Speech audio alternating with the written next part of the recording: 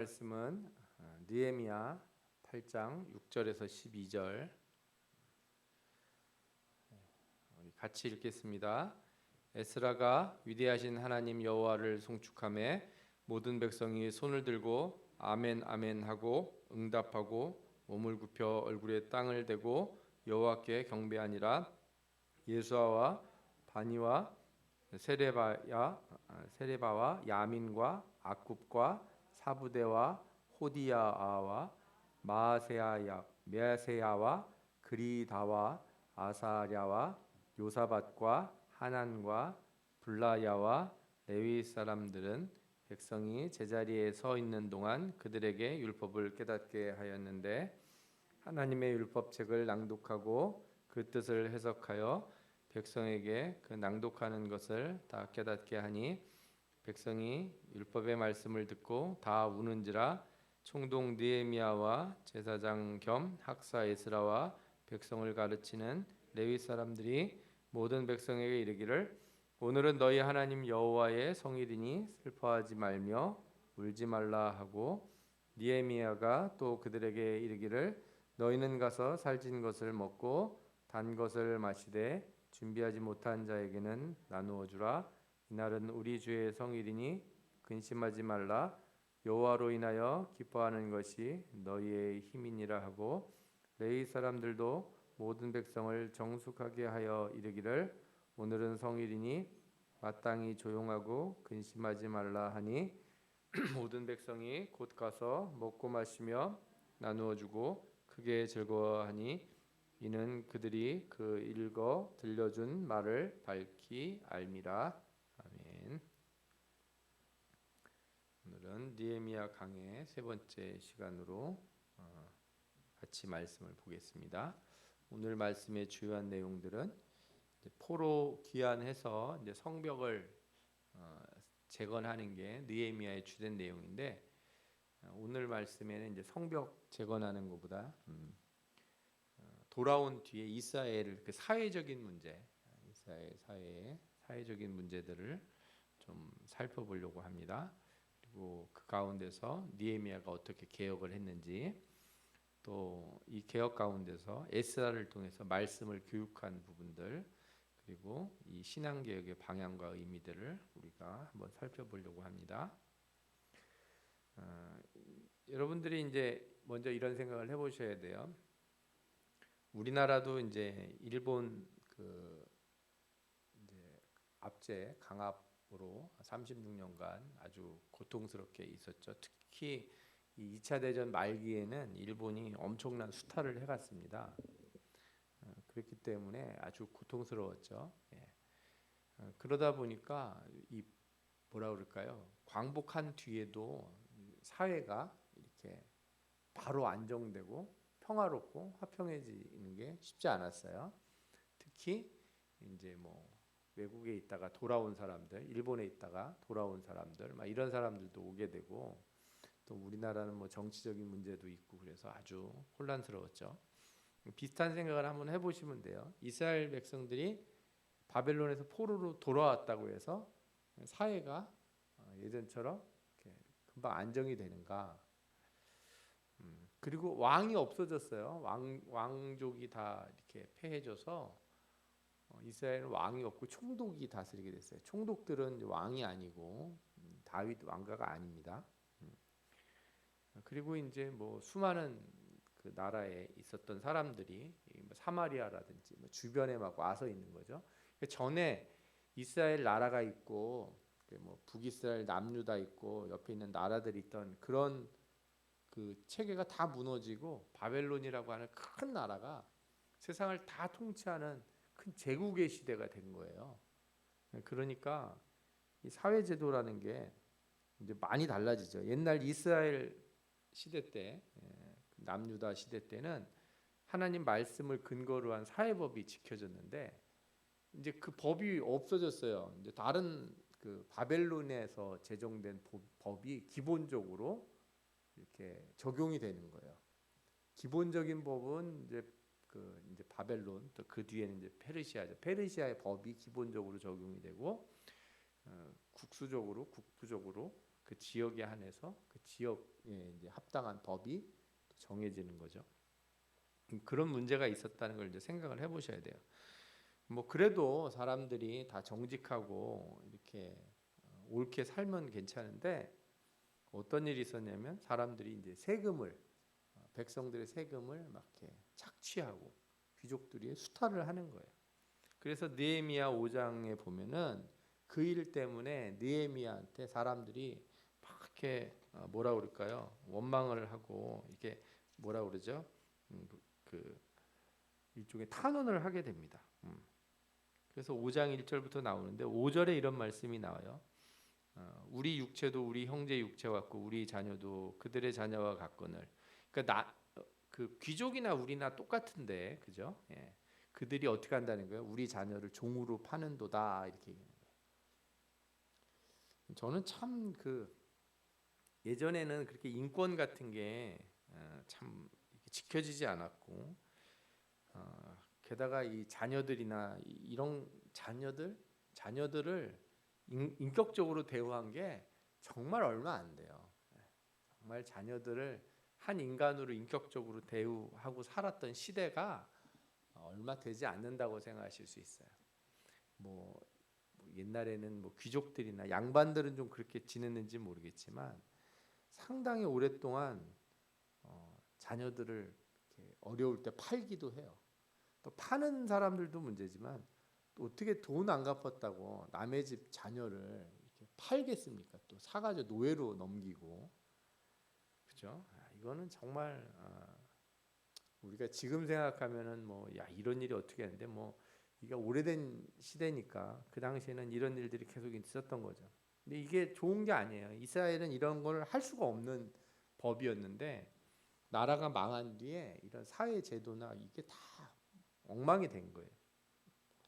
참 이상해요. 그래서 제가 이걸 읽다 보면은 옛날에는 그냥 읽었는데 다시 읽어보니까 이스라엘 사람들이 하나님의 은혜로 되돌아왔다고 그러면서도 여전히 나라가 제대로 돌아가질 않는구나.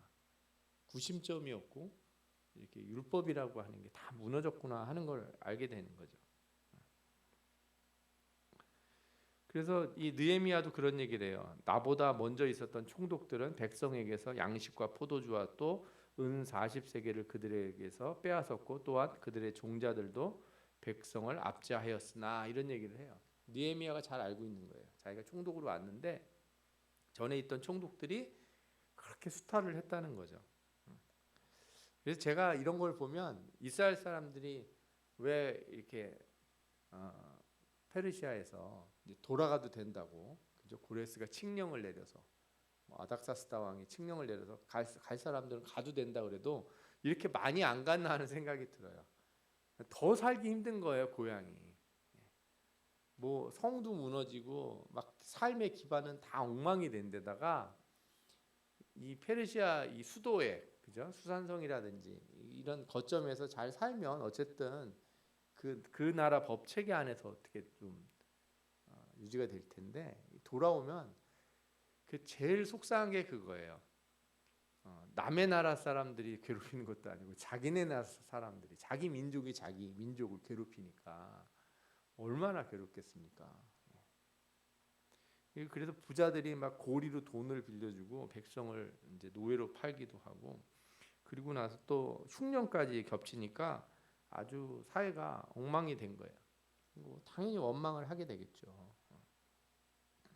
우리가 그래서 이렇게 표면적으로 보면 에스라 느헤미야서를 보면 성전 재건과 성벽 재건이라고 하는 이 두 가지 큰 축이 있잖아요.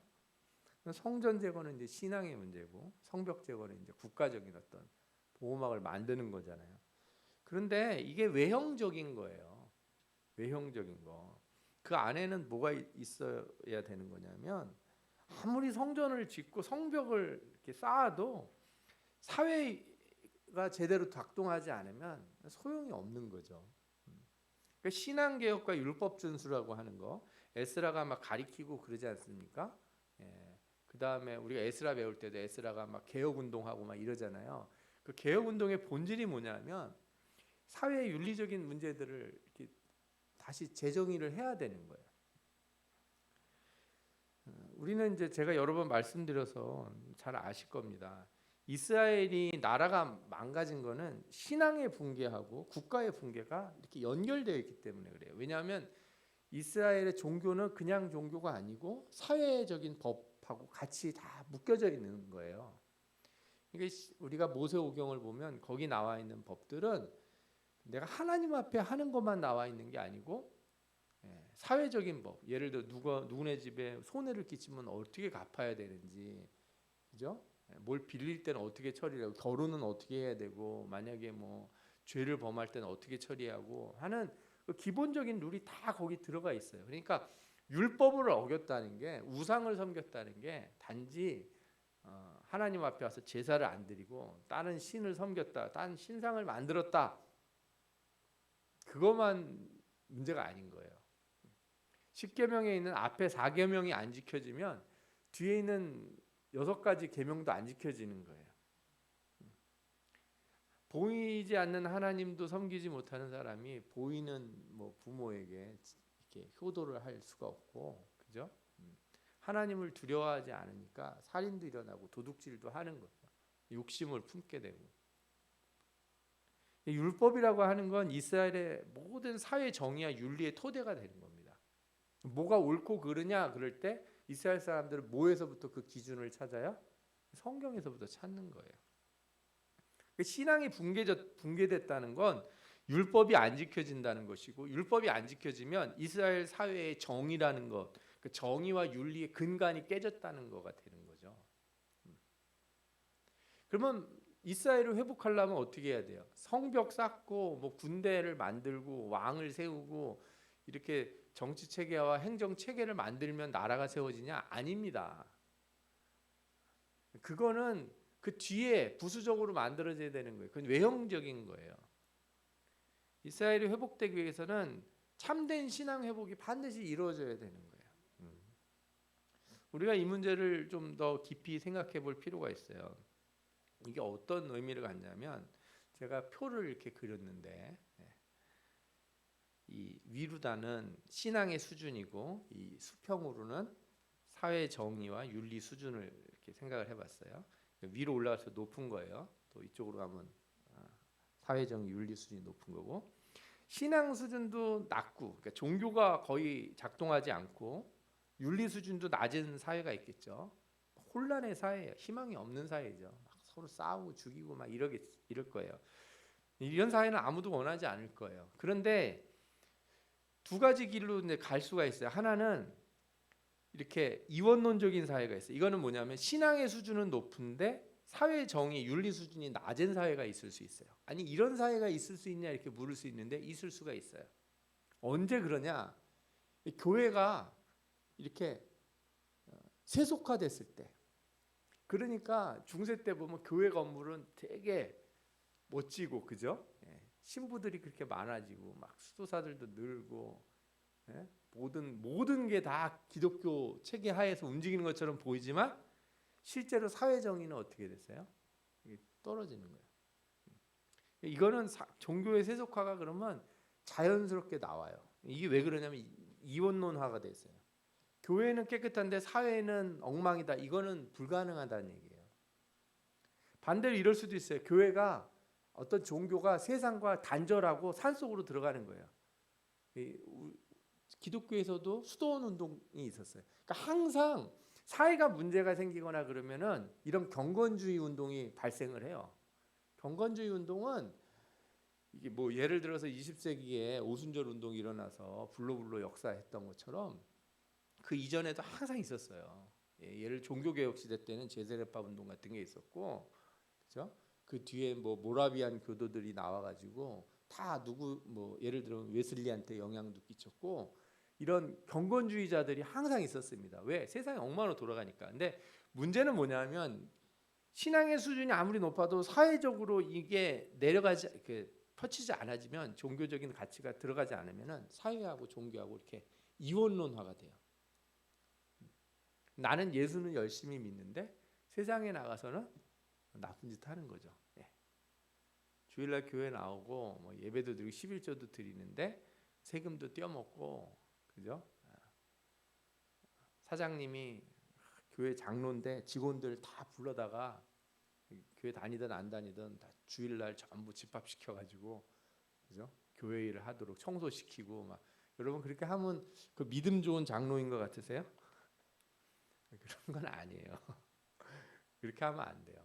자, 교회 일을 하려면 돈을 써서 사람을 불러다가 해야지. 예, 우리 회사 직원들 마음대로 불러다가 막 그렇게 시키면 안 되는 거예요. 그게 잘못된 거예요, 그런 거. 이런 사회도 있을 수 있어요. 신앙, 교회나 종교는 아주 힘이 없어지고 사회정의나 윤리 수준은 높아지는 사회가 있을 수도 있어요. 요즘 보면 이제 유럽 사회나 뭐 이런 사회가 그런 걸 지향하게 돼요. 이거 인본주의 사회예요. 근데 이런 사회는 궁극적으로 어떤 방향으로 가게 되냐면 갈등의 사회가 됩니다. 왜냐? 어떤 문제에 대해서 사람들이 의견이 다를 때 기준이 없어져요. 우리는 기준이 뭐예요? 우리는 성경이에요. 하나님 말씀이 기준이에요. 그래서 갈등이 생기면 어디서 문제의 답을 찾아요? 성경에서 답을 찾죠. 근데 성경이 없으면, 하나님 말씀이 없으면 어떻게 되겠습니까? 사람들이 그건 네 생각이고 이렇게 하면서 서로 싸우게 돼요. 절대 갈등이 봉합될 수가 없습니다. 그게 포스트 모더니즘 사회의 가장 큰 특징이에요. 상대적인 가치만 남아요. 그리고 이 갈등이라는 게 처음에는 그래도 인간의 보편적인 가치가 있지, 생명을 중시하고 뭐 이런 게 있지. 그런데 끝끝내 이 갈등은 결코 봉합되지 않고 항상 폭발하게 돼 있어요. 수많은 사람들이, 인간들이 그래도 좀 정상적이라면 그래도 화합하고 합의하고 이렇게 할 거라고 생각을 했어요. 그런 희망들을 가졌어요. 희망들을. 특히 20세기 초에 그런 희망들을 가졌다가 두 번의 큰 세계 대전으로 희망을 거의 버렸죠. 그래서 극단적으로 이제 공산주의 뭐 이런 자본주의 두 개의 체계가 세계를 반으로 나눠 가지고 서로 싸웠죠. 그러다가 이제 공산주의가 무너지면서 와, 이게 좀 괜찮아지나 보다. 이제 모든 세계가 하나가 되나 보다. 그래서 세계화의 물결이 막 퍼졌어요. 그러다가 우리가 요즘 겪는 일이 생겼죠. 예. 이런 22세기 이제 2000년이 넘었는데 이 밀레니엄이 지나간 이 시대에 당황스럽게도 재래식 전쟁이 일어나는 거예요. 사람들 막 죽이고 민간인 학살하고 뭐 생각할 수 없는 일들이 막 터지는 거죠. 그 왜 그러겠어요? 그 작동하는 그런 어떤 일이 옳다고 생각하는 그 근거에 하나님에 대한 두려움이 없어요. 경외함이 없고 절대적 기준이라는 걸 다 거부하니까 러시아 같은 사람들은 그 말도 안 되는 짓을 왜 하냐 그러면 왜 말이 안 되냐고 생각을 할 거라고요. 중국이란 나라가 왜 그렇게 하겠어요? 예. 제가 뭐 두 나라만 예를 들어서 뭐 그 두 나라만 문제인 것 같으십니까? 아닙니다. 모든 나라와 모든 민족과 모든 정치하는 사람들이 다 자기 기준으로 살아요. 갈등이 봉합이 안 되는 거예요. 그래서 선거를 하면 결국에 50대 50으로 항상 갈리게 돼 있어요. 이게. 그래서 하나님의 나라가 만들어진다는 건 어떤 거냐? 신앙의 높은 수준과 함께 사회 정의의 윤리 수준도 같이 올라와야 돼. 근데 반드시 뭘 기준으로 해야 돼요? 하나님의 말씀을 기준으로, 신앙을 베이스로 해서 근거를 토대를 삼아서 사회 윤리가 만들어져야, 그래야 우리가 생각하는 좋은 나라, 그죠? 좋은 사회, 기독교 가치관이 이루어지는 사회, 이런 사회가 평화로운 사회가 만들어질 수 있는 거죠. 우리가 느헤미야서를 볼 때 생겼던 일들이 그런 거예요. 어떤 사회가 된 거냐? 바로 이제 이원론족 사회인 거죠. 성전은 짓고 제사장은 있는데 제사장이 백성들 막 수탈하는 거예요. 중세 시대 때 하는 것처럼, 그죠? 그러니까 뭐 어떤 사람들은 하나님을 믿고 하나님이 우리를 구원해 주시고 이제 회복시켜 주신다, 막 이걸 찬양하는데 실제로 사회는 엉망으로 돌아가는 그런 문제들을 보게 되는 거죠. 느헤미야가 이걸 보고 이제 귀족들을 불러서 꾸짖습니다. 우리는 이방인 손에 팔린 우리 형제 유다 사람들을 우리의 힘을 다하여 도로 찾았는데 너희는 너희 형제를 팔고자 하느냐. 포로로 잡혀온 사람들 다 이렇게 하나님의 은혜로 다시 다 모여서 한 나라 민족을 만들려고 하는데 이제 온 사람들을 갖다 팔아먹으려고 하니 이게 말이나 되겠냐 이거예요. 그래서 너희들은 하나님을 두려워해야 된다. 경외해야 된다. 정말 중요한 겁니다. 하나님을 두려워할 줄 아는 것. 겁을 좀 내야 돼요. 겁을 내야 돼요. 저는 막 전쟁이 나고 막 질병이 퍼지고 막 물가가 오르고 뭐 우리나라는 좀 별로 사각지대지만 일본이나 막 보면 하루면요 전 세계에서 규모 4 이상의 지진이 뭐 얼마나 많이 나는지 몰라요. 한 주간 한 달이면 수십 건의 막 지진 6 넘는 지진들 여러분들은 경험도 못 되셨을 거예요. 저는 진짜 저의 미천한 경험으로 진도 3도 어마어마하게 무섭다는 걸 느꼈는데 그런 어마어마한 지진과 화산이 막 터지고 있는 게 지구상에 막 일어나거든요. 우리는 관심이 없어요. 병으로 전 세계가 이렇게 마스크를 쓰고 다녀도 하나님을 두려워함이 생기지 않는다면 도대체 어떻게 해야 하나님을 경외하는 마음이 생길까요? 참. 그래서 요한계시록 보잖아요. 하늘에서 막 별이 떨어지고 막 온갖 난리가 나는데 그들이 이를 박박 깔면서 하나님을 원망하고 그죠? 회개를 안 한다는 거예요. 우리가 보면은 말도 안 된다. 이 바보 같은 사람들, 이 바보 같은 놈들 왜 이렇게 무서운 때 회개를 안 하고 기도를 안 하고 하나님 안 찾는가 그런데 지금 그런 상황이라는 거예요. 지금 그런 상황인 거예요.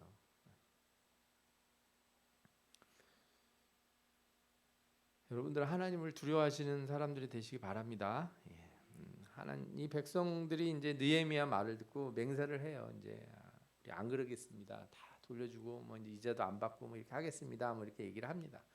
그래서 느헤미야가 뭐라냐면 이 말대로 행하지 아니하는 자는 모두 하나님이 또한 이와 같이 그 집과 산업에서 버리실지니 그는 곧 이렇게 털려서 빈손이 될지로다 하며 회중이 다 어떻게 했어요?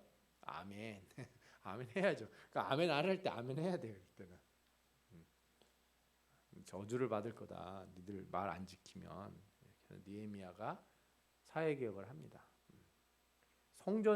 성전이 세워져도 사회가 이렇게 개혁되지 않으면 문제가 있다는 걸 우리가 보게 되는 거죠. 근데 이 개혁의 특징이 하나 있어요. 느헤미야가 이 사람들한테만 그렇게 얘기한 게 아니에요. 이 사람이 총독이잖아요. 말하자면 제일 대장이에요. 이 나라에 지금 왕이 없는 이 나라에 제일 높은 사람인 거예요. 예루살렘의 총독이니까.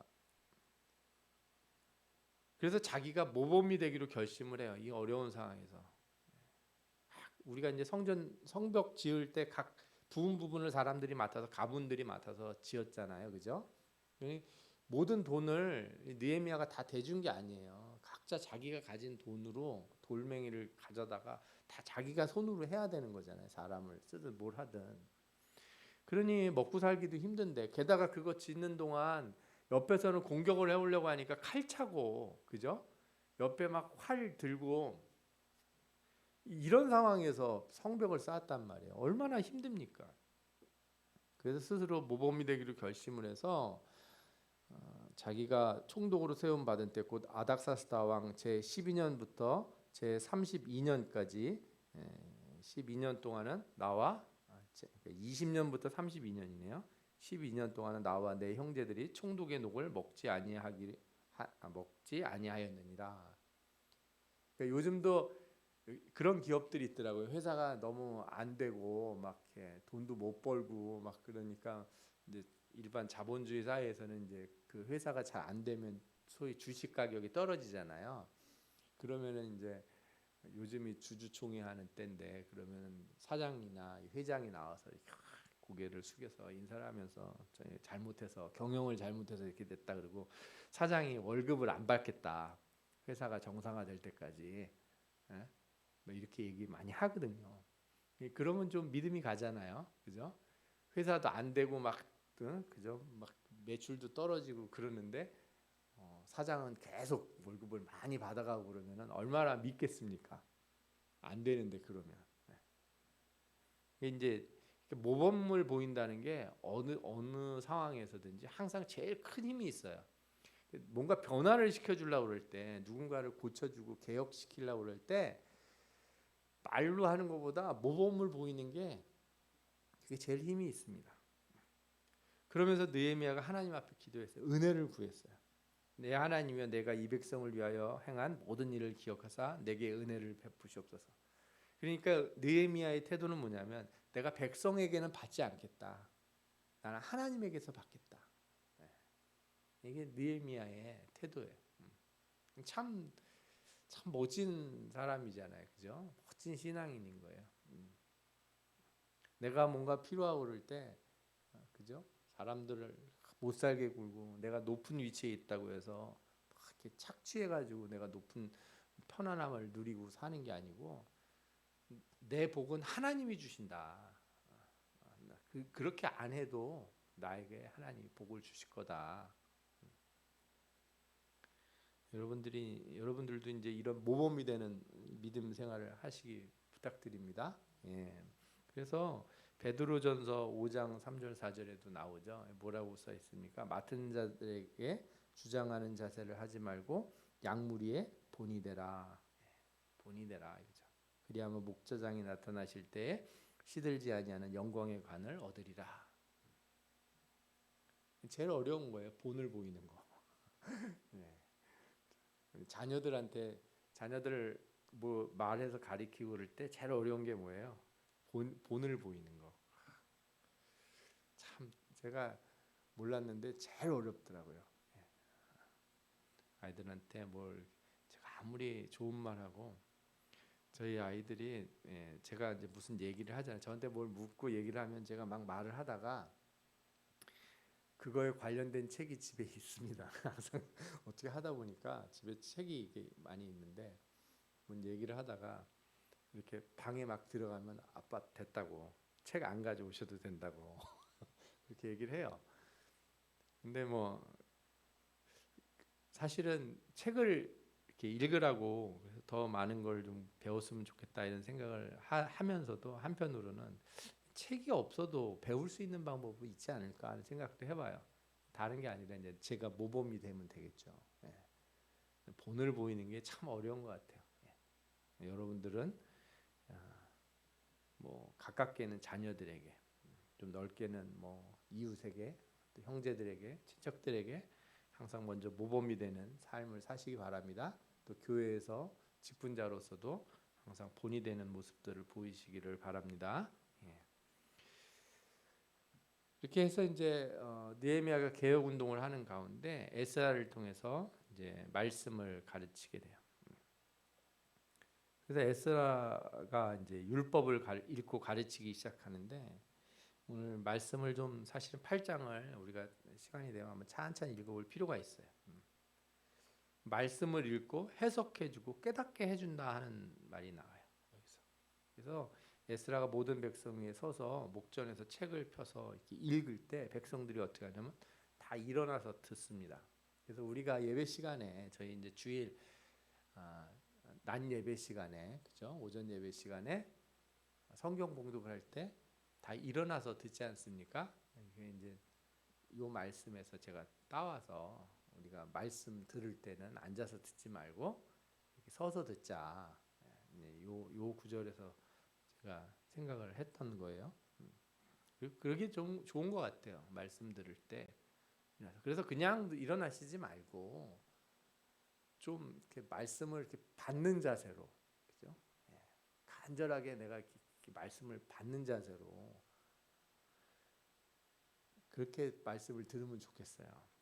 이 성경 봉독할 때만 아니라 동방교회 같은 경우에는 서서 예배를 드려요. 서서 한 2시간 3시간씩 예배를 드리는데, 감히 어떻게 건방지게 앉아서 예배를 드려요? 성경책도 이렇게 딱 이렇게 우리는 이렇게 놓고 드리잖아요. 그죠? 네. 하다못해 캐톨릭 가도 이렇게 성경을 이렇게 앞에다가 이렇게 세워놓을 수가 없어요. 성경은 이렇게 항상 손으로 들고 있어야지 앞에 받침대가 없습니다. 이렇게 포켓이 있어서 성경을 이렇게 이 미사 관련된 책들을 이렇게 꼽아 놓을 수는 있어도 저희처럼 이렇게 평평하게 돼 있어서 성경을 이렇게 놓고 있잖아요. 그렇게 할 수가 없어요. 좀 뭐 어떤 면에서 보면 우리 개신교가 좀 되게 편하게 예배를 드린다는 생각이 들어요. 저는 이 시설 할 때도 이 카메라 시설 뭐 이런 빔 프로젝트 할 때도 약간의 이제 개인적인 생각에서는 이게 너무 신자를 편하게 만들어준다. 저게 있어서 성경 찬송도 안 들고 교회를 나온다. 물론 그런 분은 없지만 우리 자기 성경 찬송도 안 가지고 뭐 오는 사람 그거 참 이상하지 않겠어요? 예, 예수 믿는데 얼마나 무겁다고 그거 안 들고 오고 또 안 보고 뭐 있더라도 펴보지도 않고 앞에 있는 것만 보고 그게 참 한편으로는 아쉽다 하는 생각이 들기도 해요. 또 어떤 면에서는 또 선교나 전도 측면에서 이게 도움이 많이 되니까 저희도 시대적인 조류에 따라 이걸 하고 또 온라인 예배도 드려야 되는 상황이 와서 하긴 했지만 우리가 이제 편리한 거를 잘 생각하셔야 돼요. 편리하다고 예배 드리는 자세가 바뀌면 안 되죠. 편리한 건 편리한 거고 예배 드리는 자세는 오히려 그런 상황에서 더 예전에 우리 이 교회 짓기 전에 그죠? 바닥에 앉아서 예배 드렸을 때처럼 그죠? 처음 우리 개척해서 예배 드렸을 때처럼 그런 마음으로 예배를 드리는 게 좋지 않나 하는 생각이 듭니다. 백성들이 이제 하나님 말씀을 듣게 되는데 이 하나님 율법책을 낭독하고 그 뜻을 해석해서 백성에게 그 낭독하는 것을 다 깨닫게 하니까 백성이 율법의 말씀을 듣고 다 울었다는 거예요. 말씀을 듣고 울었다.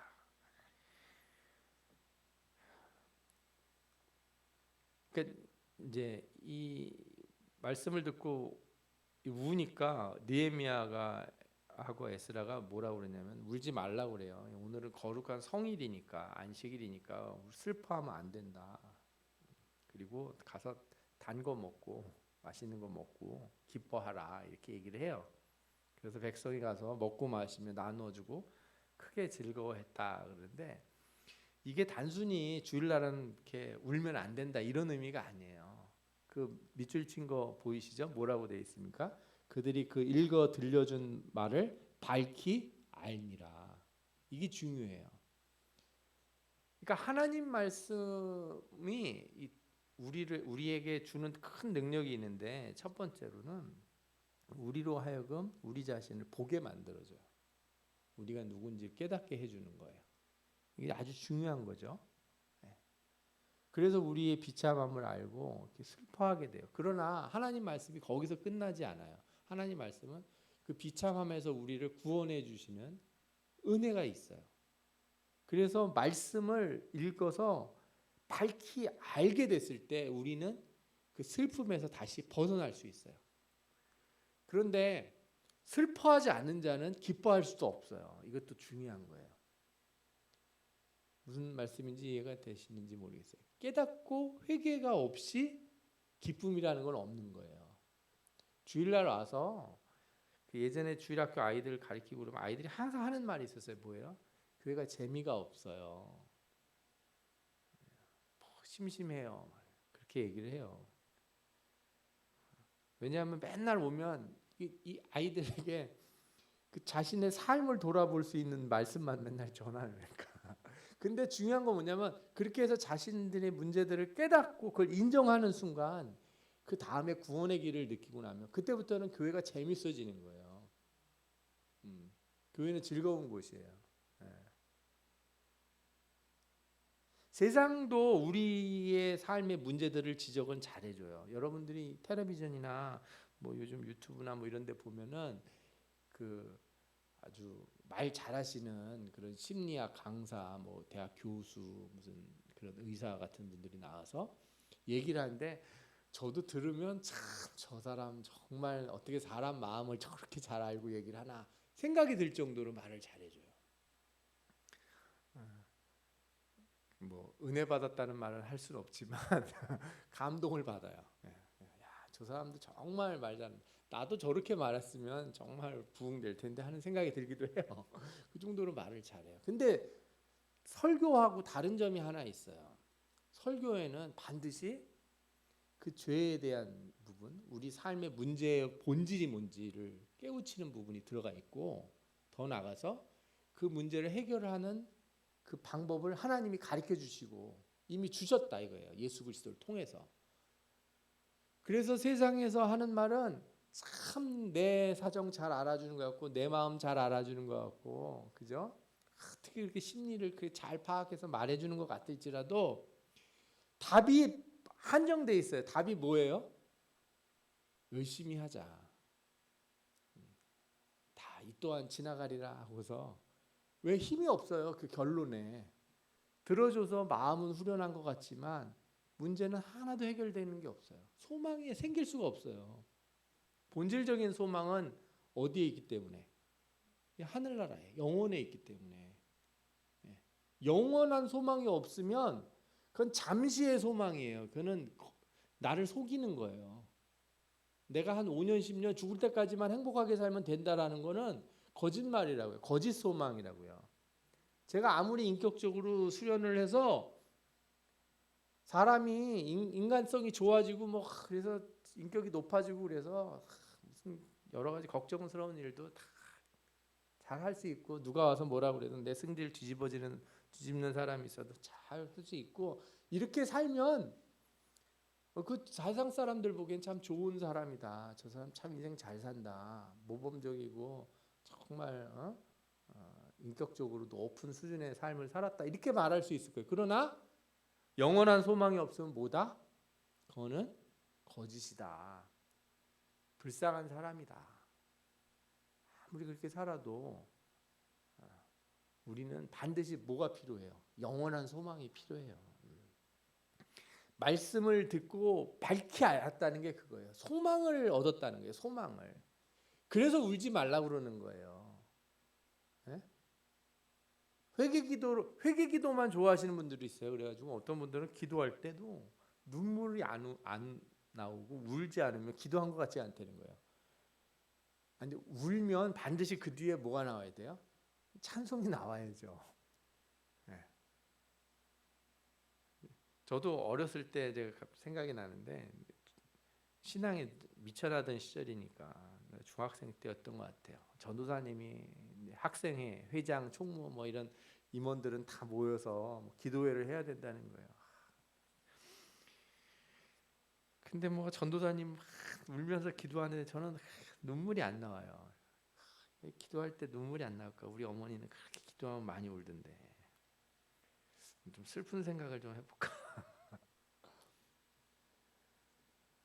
그러니까 이게 우는 거를 너무 어떤 사람들은 저기에서 한번 시컷 울고 나면 속이 후련하다고 생각하는데 조심하셔야 돼요. 그래서 기도하고 말씀을 듣고 깨닫는 거에 본질이 뭔지를 아셔야 돼요.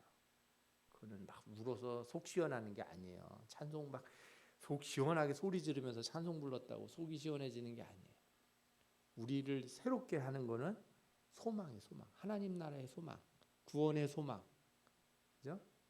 나의 이런 죄에도 불구하고, 나의 삶의 문제에도 불구하고,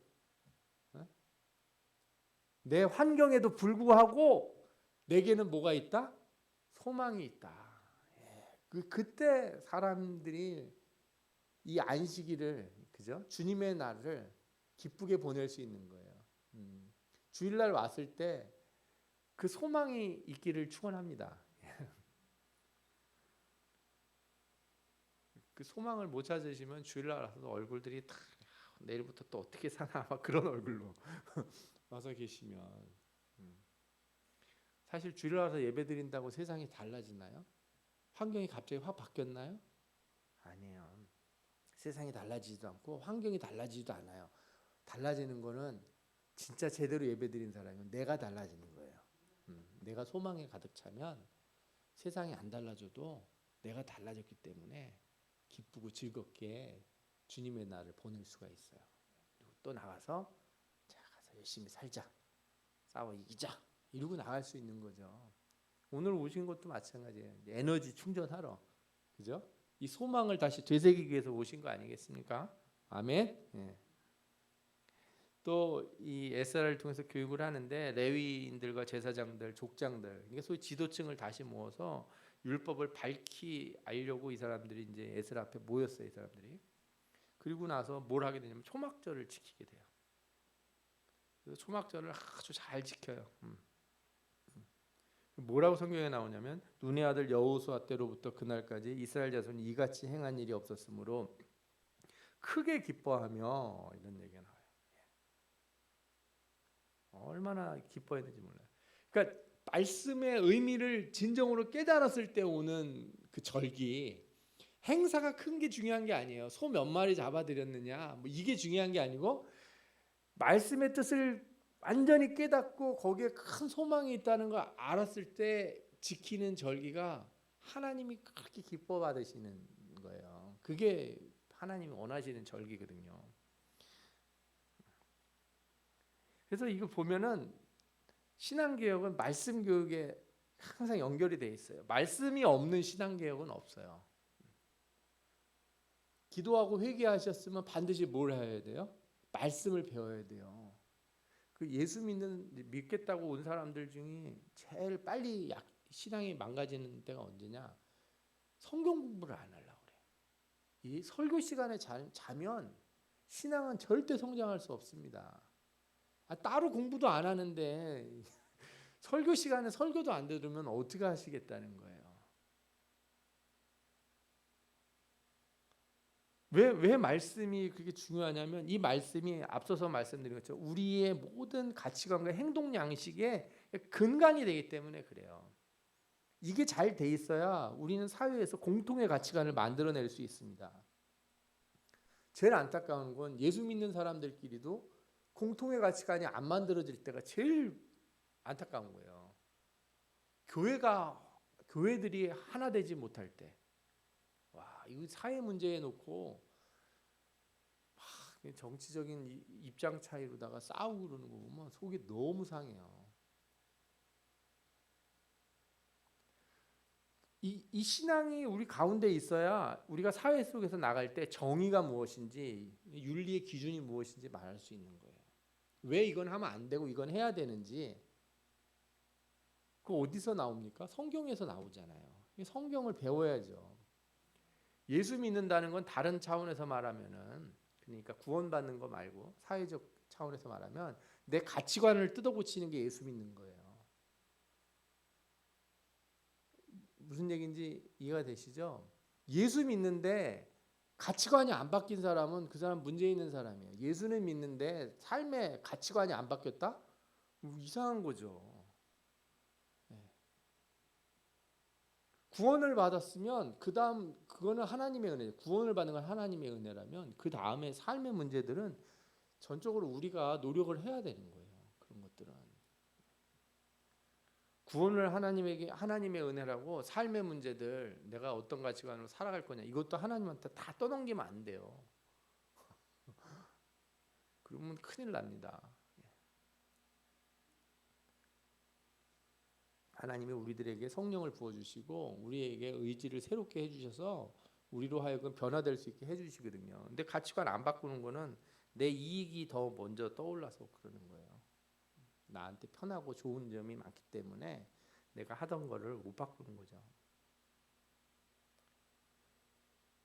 이렇게 말씀을 또 배우면 우리가 어떻게 돼요? 말씀을 깨닫게 돼 자신을 발견하고 죄를 회개하게 되는 거예요. 앞서 말씀드린 것처럼 사회적인 그런 윤리와 양심 뭐 이런 걸 얘기를 해도 우리를 발견할 수 있어요. 근데 그건 흐린 거울이에요. 우리를 부분적으로만 알게 해줘요. 참된 진리로 나갈 수 있는 길이 안 돼요. 반면 하나님의 말씀은 참된 거울이에요. 우리를 완전하게 보여줘요. 우리가 하나님의 형상으로 지어진 인간이라는 걸 분명히 드러내 보이는 게 뭐예요? 성경이에요. 그래서 뭐 심리학을 보고 뭐 이런 거를 해도 사람들이 도움을 얻긴 얻겠죠. 그러나 거기에는 뭐가 없다? 미래의 소망이 없다. 참된 구원의 소망, 이거는 오직 말씀에서만 나온다. 아멘. 예. 그리고 말씀을 배우고 깨닫는 거는 곧 하나님이 하신 일의 의미를 알게 되는 거예요. 초막절 지킨다는 얘기가 나왔잖아요. 하나님이 하신 일을 기억하는 거예요. 초막절이라는 게. 우리가 3.1절 날 막 태극기 흔드는 거 왜 해요? 옛날에 그렇게 했다 이거예요. 우리 조상이. 예? 광복절, 뭐 6.25 이러면 우리가 그걸 기억을 하는 이유가 뭐 예전에 있었다는 거예요. 그런데 거기서만 그치는 게 아니에요. 이 구약의 절기들은 과거에 하신 그 하나님이 지금도 하실 거라는 걸 믿는 거예요. 그 언약에 신실하신 하나님을 믿는 게 이 절기를 지키는 핵심이에요. 그래서 하나님이 예전에도 하셨는데 지금도 하실 거야. 그거를 누구에게 가르치라고요? 자녀들에게 가르쳐 주는 거예요.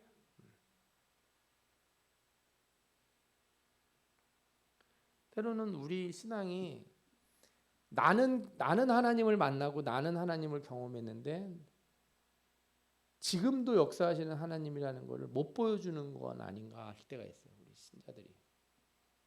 그래서 이렇게 나이 드신 분들은 교회에 있어도 젊은 사람들이 점점 주는 거 아닌가.